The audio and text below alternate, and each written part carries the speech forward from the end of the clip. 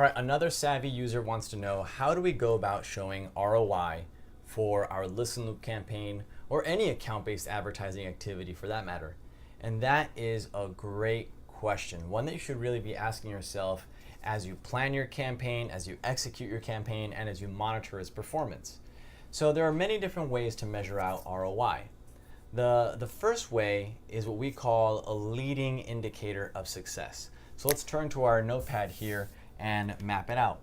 From a leading indicator of success, what you want to see is that the accounts that you've selected, let's say it's maybe IBM, maybe it's Oracle that you're going after, and perhaps it is maybe Salesforce. Let's do one more for even numbers. Let's go after maybe Marketo. Okay, so let's say you've got a target list of accounts like this one. So now you're going to be doing a variety of different account-based activities to these target accounts. How do you know that your activities actually work? Well, the best way to go about this is setting up a control group and measuring the difference of your campaign activities of the group that received your account-based marketing activities versus the control group. You'll see this very common in A/B type testing scenarios. So let's identify this account here as control group, and Oracle will be our control group. Okay? And then these will receive our ABM activities.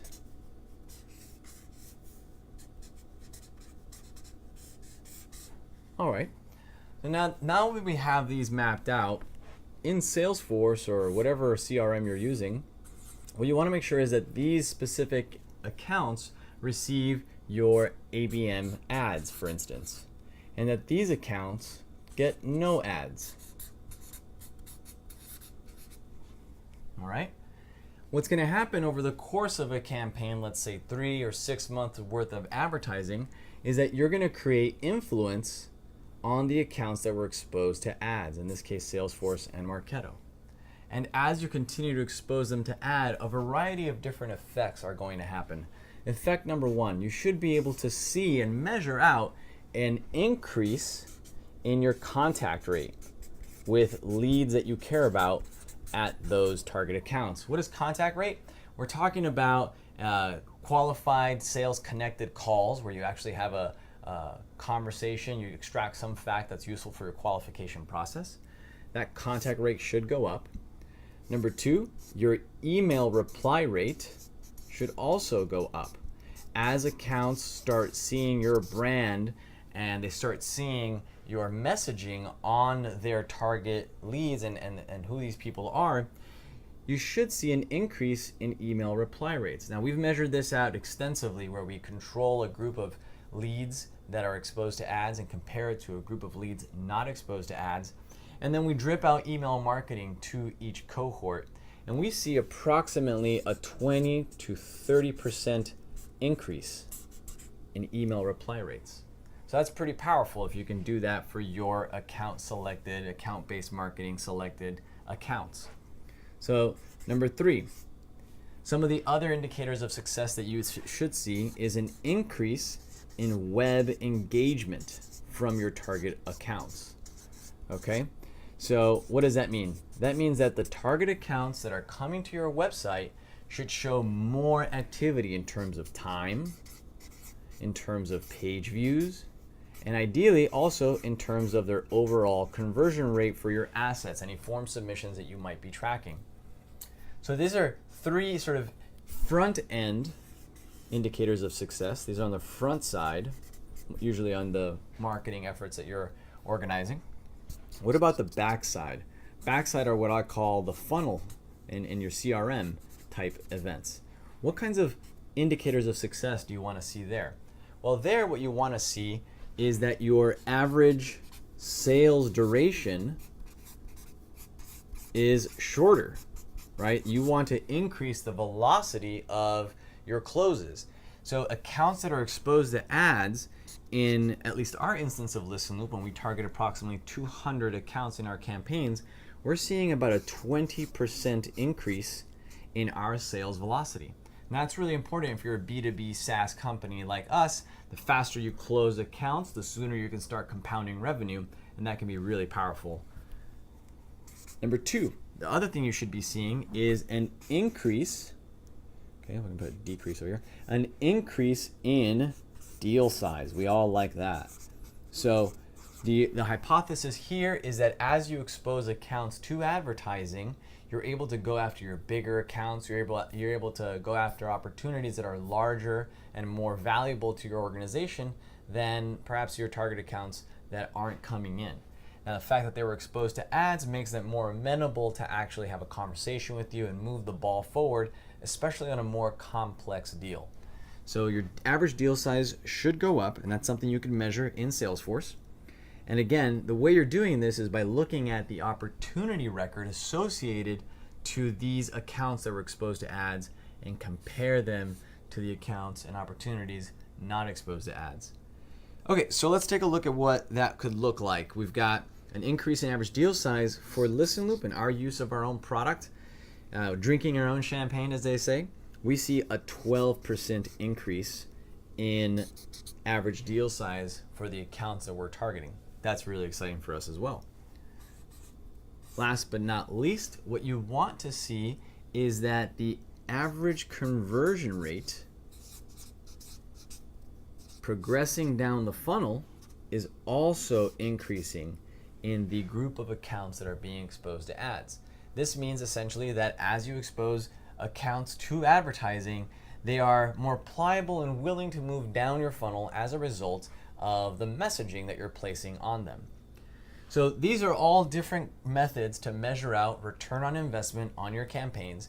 And if you notice, these methods are really no different than how you would measure results for your conferences or events or other type of offline events where there isn't a direct last click attribution type attribution model that you could readily use. Now you might be thinking, well, Rod, why can't we just use last click attribution? And the reason is, if I could tear this off here, go to our next page.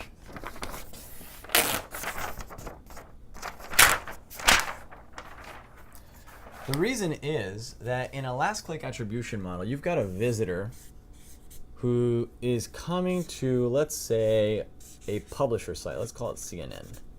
Okay, they go to CNN.com, they see a little ad, and it's your company.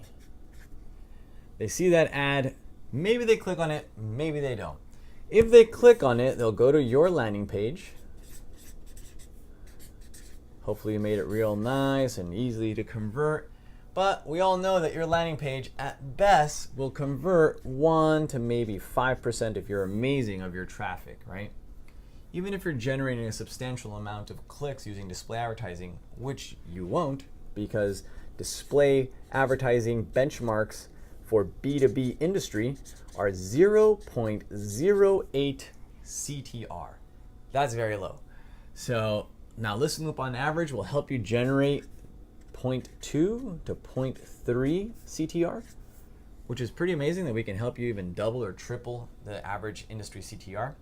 But that doesn't matter because you've got so many people over here that are being exposed to advertising, and guess what? The value isn't in the click occurring. The value is happening in that they are being exposed to your brand over and over and over in a given period of time. And what happens? Well, these folks, although they don't click, will remember as your salesperson calls in.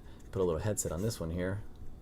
As your salesperson calls in and says, oh, hey, we're from ABC Company. Ever heard of us? Well, guess what? They've been exposed to your advertising. They've been seeing your impressions. And now the likelihood that this salesperson is going to get their foot in the door is much higher. So already there's being value realized just by virtue of having shown your brand to these target accounts. Now, the other thing that happens a lot with display advertising is that although a click does not occur, what does occur is that these people, once they start having that pain point that your product solves, they'll actually go on their own to guess where? Google, right? The almighty search box. And here, if they remember your brand and your messaging is on point, they're going to search ABC Co. in the search box and they're gonna find the search results here, and then they're gonna click and go to your site. But guess what? Guess who gets the last click attribution there? Google.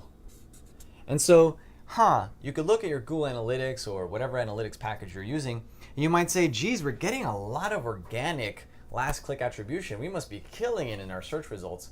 Maybe, I hope so.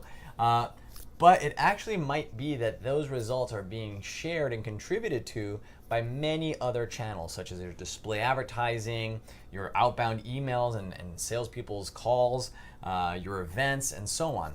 So that's why last click attribution campaigns in a B2B setting don't work really well with display advertising. There's just too many routes and journeys for people to reach your website, download your content that aren't directly connected to the advertising that's having an impact on that action. And that's really important to understand so that you use the other methods that are better at qualifying the actual results that you're getting, where you could actually look at results in your funnel, quantify that it increased your deal size, quantify that it increased your sales velocity, quantify that it increased website engagement from the accounts that you care about, and so on. Well, I hope you enjoyed this session here where we talk about measuring ROI using an account-based advertising approach. If you have any follow-up questions, please use the comments below or send me an email at rod@listenloop.com.